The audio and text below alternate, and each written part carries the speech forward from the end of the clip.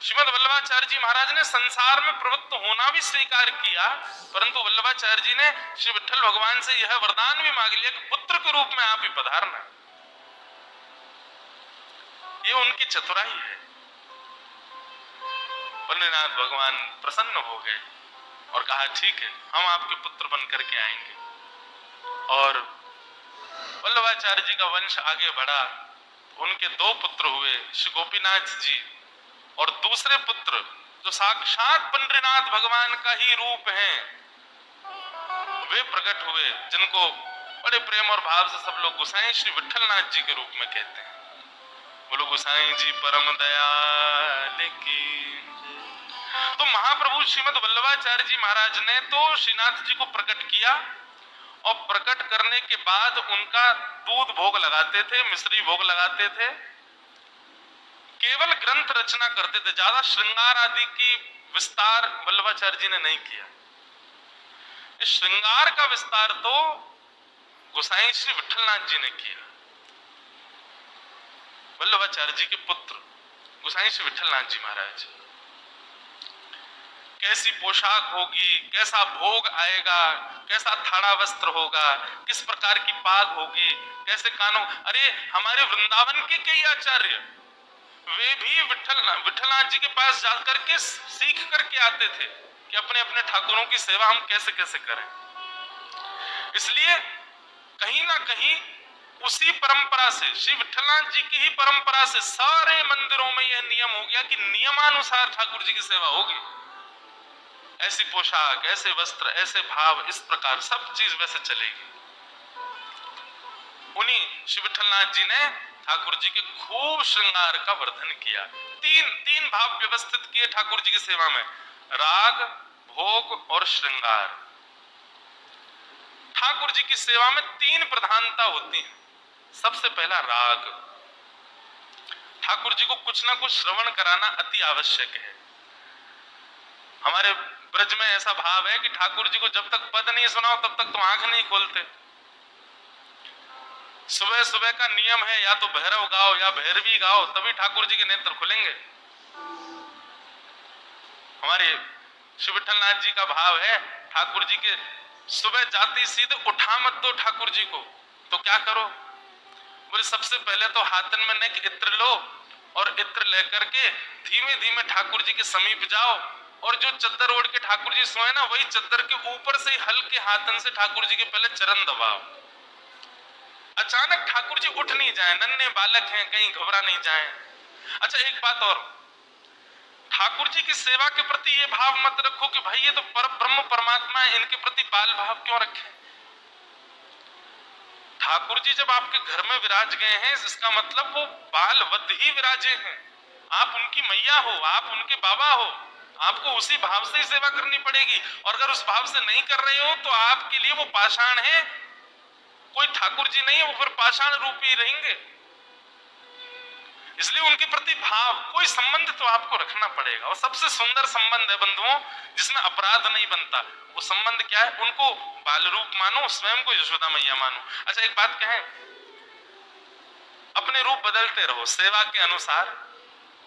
जब सवेरे उठावे जाओ तो यशोदा जी को रूप धारण कर लो, राजभोग पवावे जाओ तो गोपीन को रूप धारण कर लो, और रात्रि शयन कराओ तो श्री किशोरी जी के भाव से, श्री जी के भाव से। अब श्री जी का भाव तुम धारण कर नहीं सकते, तो कोई कृष्ण प्रियसी गोपी के भाव से उनको शयन करा। तीन भाव रखो सेवा में। तो गोसाई जी आज्ञा करते हैं कि सुबह सुबह ठाकुर जी के पहले हल्के हल्के हाथन से चरण दबाओ। मोहन जागिए बलि जई है, लाला जागिए बलि जई।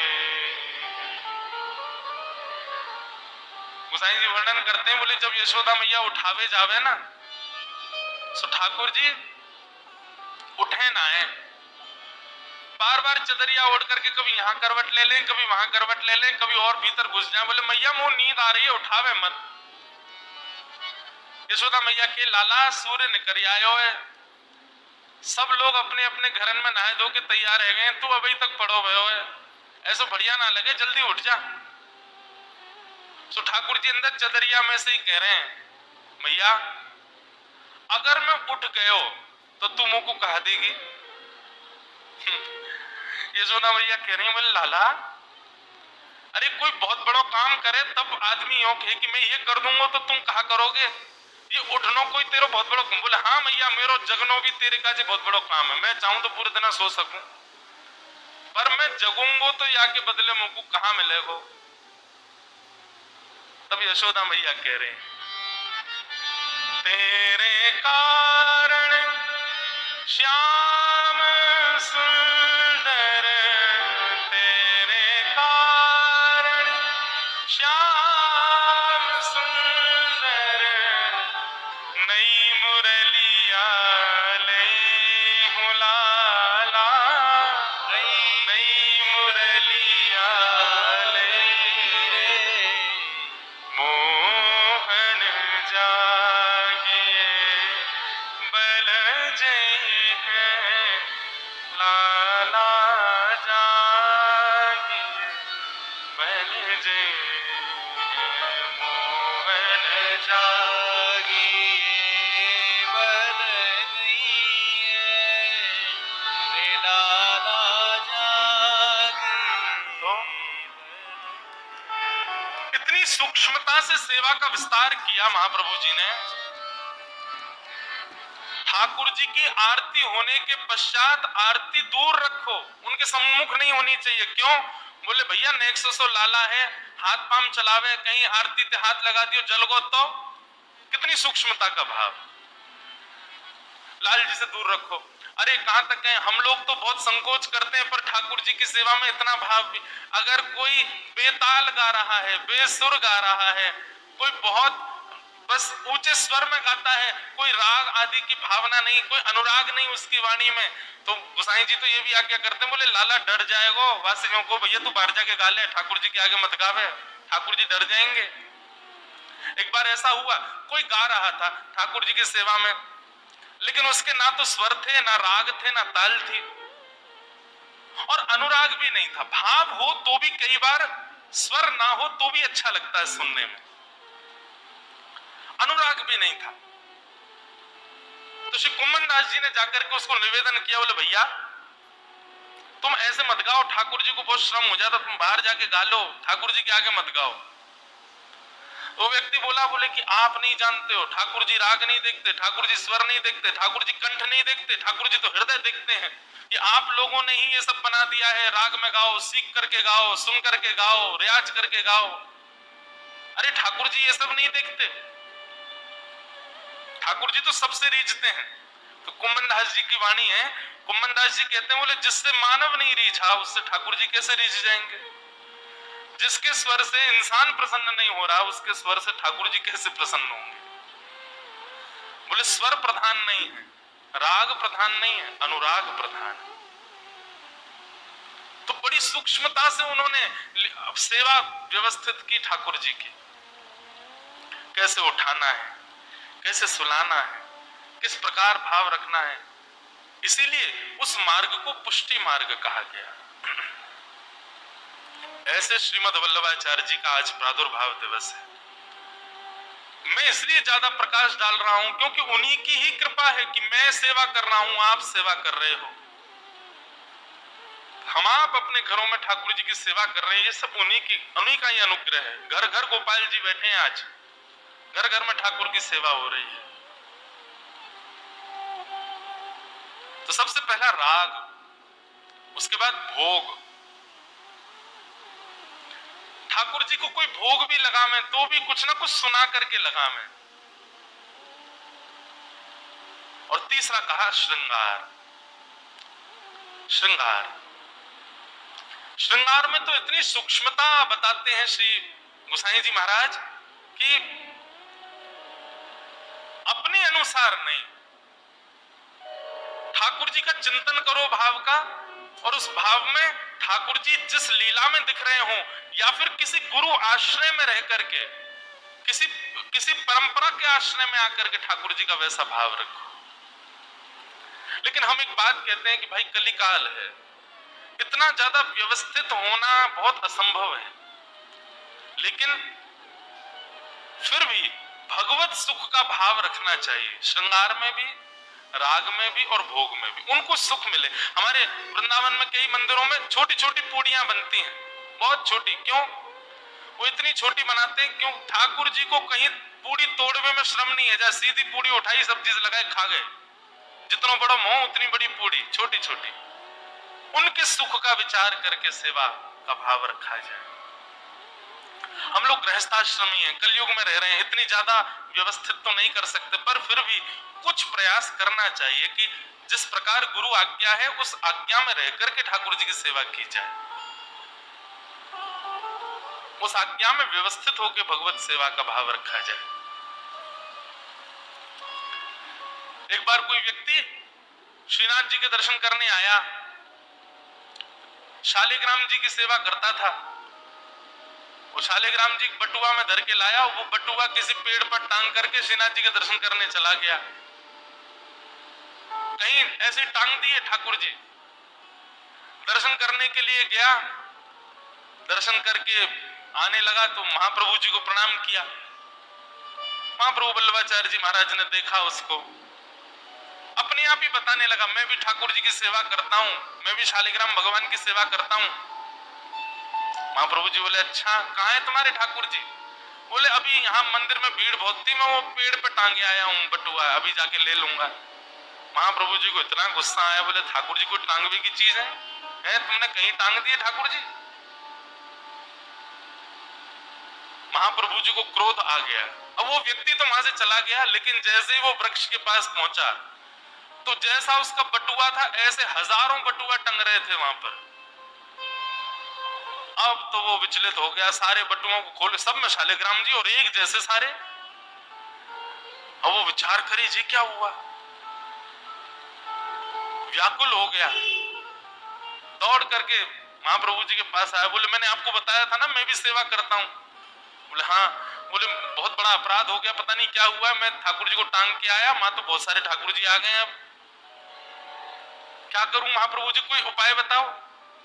तो बोले, कितने साल से सेवा कर रहे हो? बोले कि 20 वर्ष हो गए सेवा करते हुए। बोले, अच्छा तो ठाकुर जी को पहचानते होंगे अपने को, जाओ उन हजारों में से अपने ठाकुर जी पहचान लो, कौन से हैं तुम्हारे। बोले, मैंने देख लिए, सब एक जैसे लग रहे हैं। महाप्रभु जी बोले, 20 वर्षों की सेवा में तुम इतना नहीं पहचान पाए तुम्हारे ठाकुर जी कौन से हैं, और तुम सेवा करते हो? इससे अच्छा तो सेवा मत करो, ये अपराध है।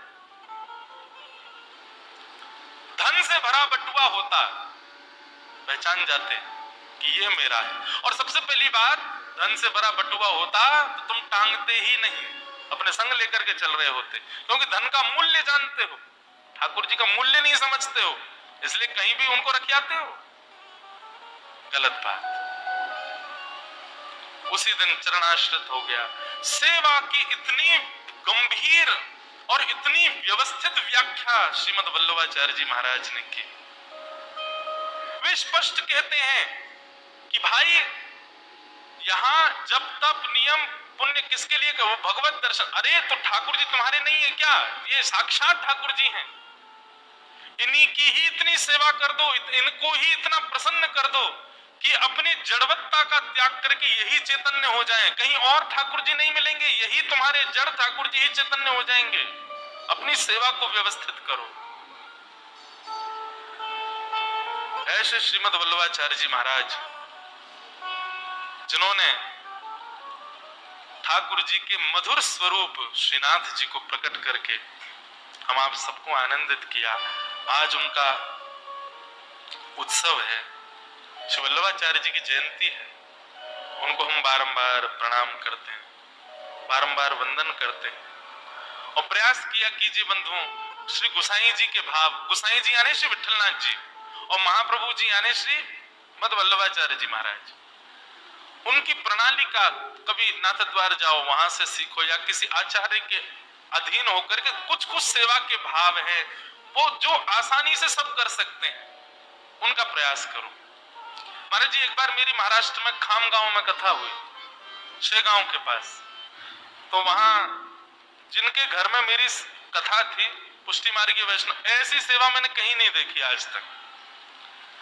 व्यापारी थे, वैश्य परिवार था। अब पूरा परिवार सुबह 8-9 बजे अपने अपने ऑफिस दफ्तर सब जगह चला जाता है। सेवा कैसे करूं? अपरस के ठाकुर जी श्री गिरधरनाथ जी थे, स्वर्ण के, बड़े सुंदर। अपरस की सेवा बड़ा, उसमें इससे आगे कोई नहीं जाएगा, वहां पर जो भी रहेंगे वो अपरस में रहेंगे, गीले वस्त्र धारण करके रहते हैं, आदि आदि। पूरा परिवार अपरस में रहता था। उनकी सेवा का कैसा नियम था महाराज जी? 4 बजे सवेरे पूरा परिवार उठ के स्नान ध्यान करके 4:30 बजे ठाकुर जी की सेवा में, 4:30 बजे ठाकुर जी की मंगला आरती के पश्चात ठाकुर जी का मंगला भोग होते होते 5 बज जाते हैं। 5 बजे ठाकुर जी का श्रृंगार, 5:30 बजे ठाकुर जी की श्रृंगार आरती और श्रृंगार भोग। 4:30 बजे मंगला हो गई, मंगला भोग हो गया, 5:30 बजे श्रृंगार भोग हो गया, और 6 बजे ठाकुर जी का राजभोग। दोपहर का 12 बजे का जो भोग होता है, ठाकुर जी को 6 बजे राजभोग, और राजभोग करके राजभोग की आरती, और 6:30 बजे ठाकुर जी का उत्थापन भोग, मतलब शाम का भोग। अष्टयाम 8 बार भोग लगता है ठाकुर जी को। अष्टयाम सेवा पूरा परिवार 4.5-5 घंटे में करता था। 4:30 बजे से लेकर के और 7:30 बजे तक ठाकुर जी का मंगला, श्रृंगार, राजभोग, उत्थापन, शयन। 7:30 बजे ठाकुर जी शयन कर गए सवेरे। यहाँ दुनिया उठती है 7:30 बजे, उनके ठाकुर जी उठ के खा पी के सो गए। 7:30 बजे शयन में गए, और शयन में कैसे गए? छोटी छोटी सखियां हैं उस ठाकुर जी की सेज सैया के चारों ओर हैं, किशोरी जी और सब भाव, यशोदा मैया आदि सबके सुंदर सुंदर चित्रपट चारों ओर रख देते हैं।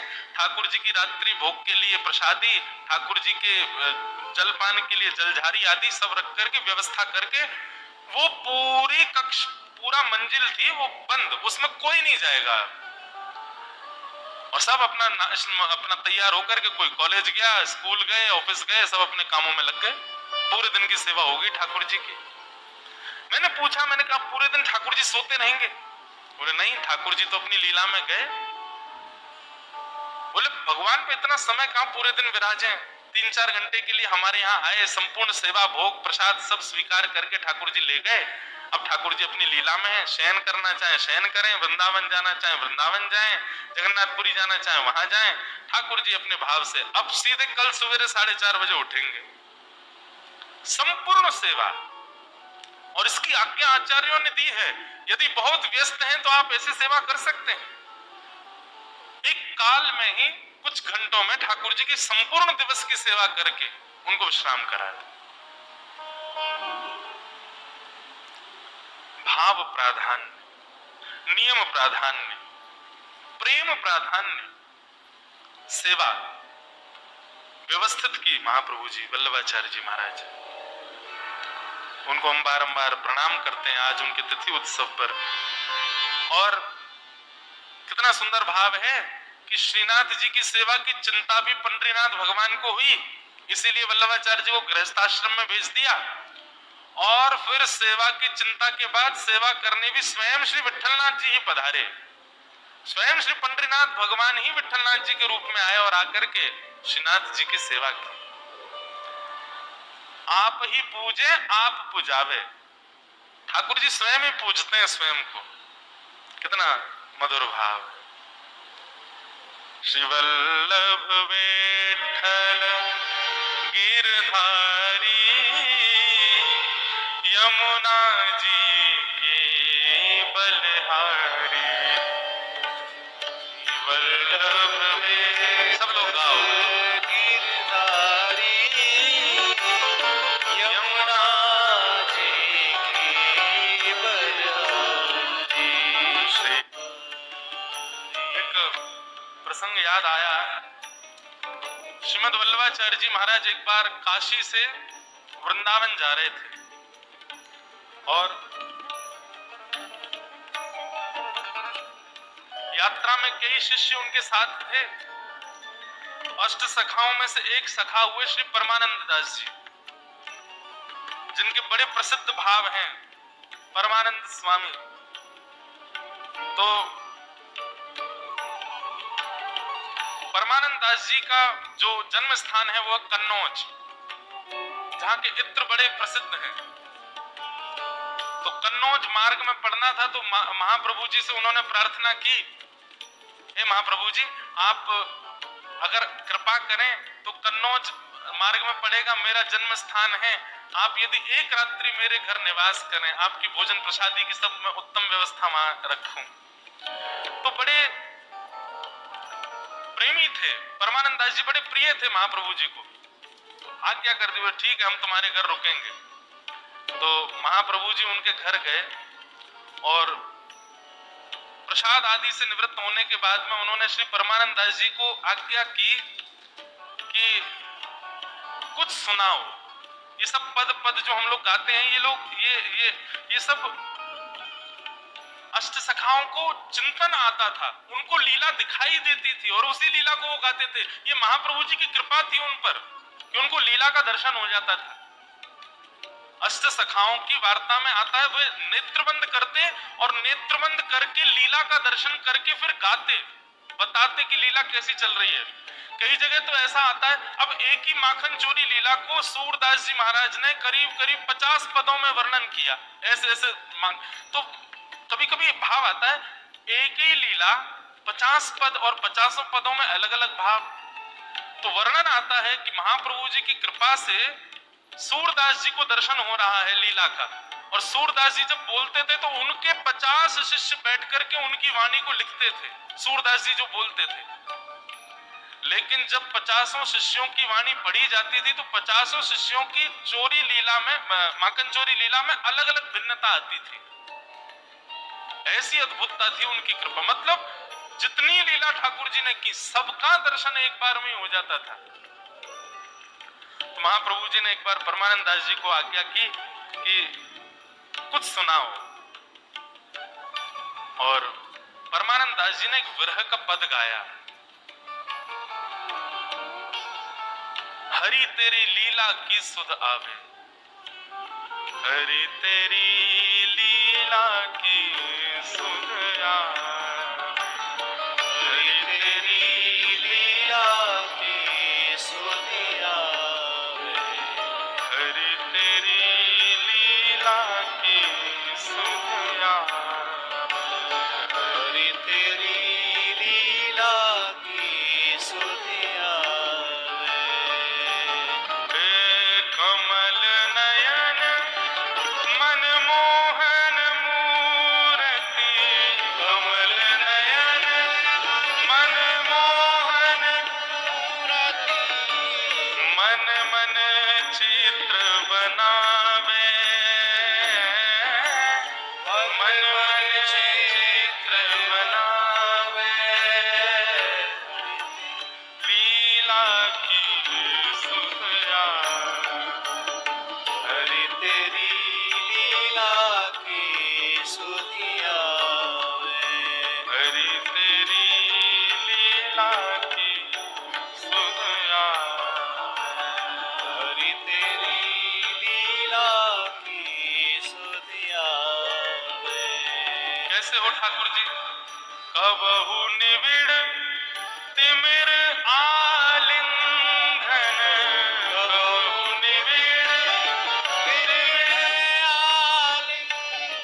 महाप्रभु जी बैठ करके सुन रहे हैं और परमानंद दास जी वर्णन कर रहे हैं इस पद का।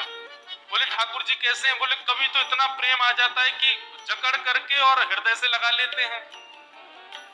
कबहु निविड़ तिमिर आलिंगन, कबहु निविड़ तिमिर आलिंगन, कबहु पीक सुर गावे, कबहु पीक सुर गावे, कबहु कनेन मूद अंतर्गति, कबहु कनेन मूद अंतर्गति, कबहु कनेन मूद अंतर्गति,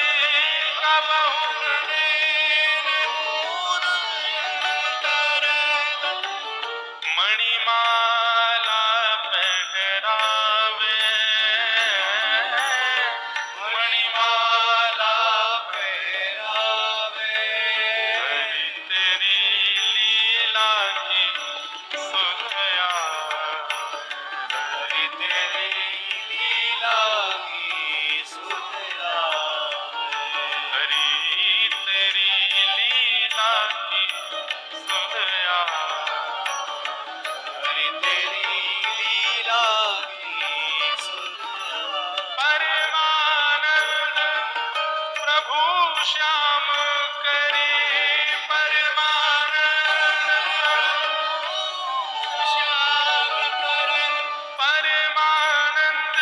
प्रभु श्याम ध्यान करी परमानंद प्रभु श्याम ध्यान करी ऐसे विरह गवावे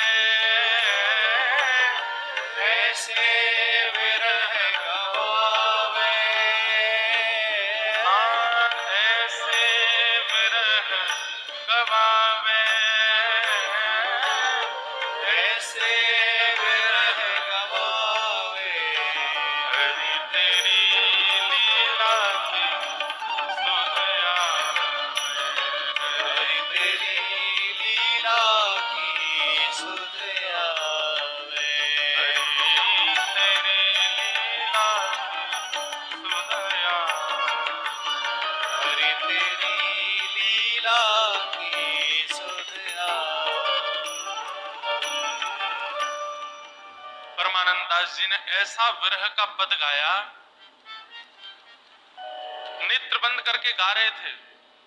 जब नेत्र खोल करके देखा तो महाप्रभु श्री वल्लभाचार्य जी महाराज मूर्छित पड़े थे, कृष्ण विरह में मूर्छित हो गए।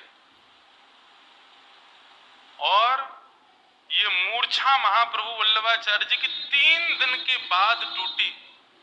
3 दिन बाद मूर्छा से निकले और उस दिन परमानंद दास जी ने प्रण लिया कि आज के बाद कभी विरह का पद नहीं गाऊंगा महाप्रभु जी के सामने। ऐसे श्रीमद वल्लभाचार्य जी महाराज सामान्य नहीं है बंधुओं। ये सब आचार्य, इन सबकी लीलाएं सुना कीजिए, इन सबके भावों को जीवन में लाना। ये हमारे लिए ही ठाकुर जी ने भेजे थे ताकि इनकी सेवा, इनके भाव, इनकी आज्ञा का हम लोग पालन करें, ताकि हमारे कलिकाल, घोर कलिकाल में हमको ठाकुर जी का अनुग्रह प्राप्त हो। ऐसे आचार्य को हम प्रणाम करते हैं, उनको हम बारंबार वंदन करते हैं, जिनके अनुग्रह से। अब मैं तो लीला ऐसे एक के बाद एक आती रहती चित्त में। अब ये लीला ऐसी भाव आ रही, महाराज जी कितना सूक्ष्म छोटा सा भाव है, लेकिन ठाकुर जी कितना प्रेम करते हैं अपने अर्चक से। एक बार नाथद्वार में कुछ ऐसा हुआ था कि गोसाई श्री विठलनाथ जी को गोवर्धन में ऐसा हुआ, जब गोवर्धन में ठाकुर जी विराजते थे आज से 500 वर्ष पूर्व। ठाकुर जी जब गोवर्धन में विराजते थे, एक बार ऐसा कुछ हुआ कि महाप्रभु जी के 2 पुत्र हैं, विठलनाथ जी और गोपीनाथ जी। तो गोपीनाथ जी के जो पुत्र हैं उनको सेवा मिले ठाकुर जी की, श्रीनाथ जी की, ऐसा प्रस्ताव रखा गया। और उस प्रस्ताव का ऐसा कुछ नियोजन निकला कि गुसाई जी से सेवा लेकर के उनके पुत्र को दे दी गई। गुसाई जी जिन्होंने ठाकुर जी के श्रृंगार व्यवस्थित किए, गुसाई जी जिन्होंने राग व्यवस्थित किए, गुसाई जी जिन्होंने संपूर्ण सेवा को व्यवस्थित किया, उनको कुछ दिन का विरह। वैसे उस समय तो ऐसा था कि अब गुसाई जी सेवा में आएंगे ही नहीं, अब उनके महाप्रभु जी के बड़े पुत्र के पुत्र ही सेवा में रहेंगे। गुसाई जी बाहर की सेवा संभालें, अंदर ठाकुर जी की निज सेवा नहीं। कुछ कारण रहा, कुछ क्रम था, बड़ी कथा है। तो गोसाई जी को इतना विरह हुआ ठाकुर जी का, जिन श्रीनाथ जी को देखे बगैर एक क्षण नहीं रहते थे, उनसे दूरी हो गई। तो गोसाई जी गोवर्धन में गिरिराज पर्वत में एक गुफा में जाकर के रोने लगे, वहीं विरह में वहीं रहने लगे। ना किसी से मिलते थे, ना जुलते थे, कुछ नहीं, बस वहीं बैठे बैठे और केवल ठाकुर जी को स्मरण करके रोदन करते रहते थे। याद आता था मैं कैसे जगाता था, मैं कैसे सुलाता। ठाकुर जी को प्रसन्नता होती तो कभी कभी दांत दिखाई दे जाते, ठाकुर जी कभी कभी अपने नेत्र ऊपर कर लेते, कभी पर्दा लगा दे तो बाहर दर्शनार्थी हैं और ठाकुर जी की पर्दा लगते ही ठाकुर जी सहज हो जाते और सहज होकर कहते मेरे तो हाथ थक्को ने दवाई दियो। ऐसी लीला ठाकुर जी करते। कभी ठाकुर जी पहुंच जाते, बोले मेरे पाम दबा दे, पूरे दिन खड़े खड़े पाम थक गया मैं तो। ऐसी सब लीलाएं उनको स्मृति में आ रही थी। तो गोसाई जी को स्मृति ठाकुर जी की हो रही थी, तो गोसाई जी की स्मृति ठाकुर जी भी करते थे। इतना सुंदर भाव कि गोवर्धन नाथ जी को आज भी बीड़ी का भोग लगाया जाता है, और नाथद्वार में कम से कम 100 बीड़ा पाते हैं ठाकुर जी रोज, पान। तो ठाकुर जी को जब बीड़ा भोग लगता था, और बीड़ा भोग के बाद जब अनवसर होता था, तो ठाकुर जी अपने ओठ के बगल से निकलने वाली लाल लाल जो पान खावे के बाद वहां की पीक होती, वहां से पत्र लिखते गोसाई जी को, और पत्र में अपनी मतलब कितनी याद कर रहे हैं श्री गोसाई जी की, वह भाव लिख करके गोसाई जी को ठाकुर जी भेजते थे। इसी कलिकाल में इतना प्रेम करते ठाकुर जी। ऐसी सुंदर सेवा, ऐसी सुंदर व्यवस्था जिन्होंने विद्यमान की, ऐसे महाप्रभु श्री वल्लभाचार्य जी महाराज, गोसाई श्री विठलनाथ जी महाराज को प्रणाम करते, उनके चरणों में वंदन करते।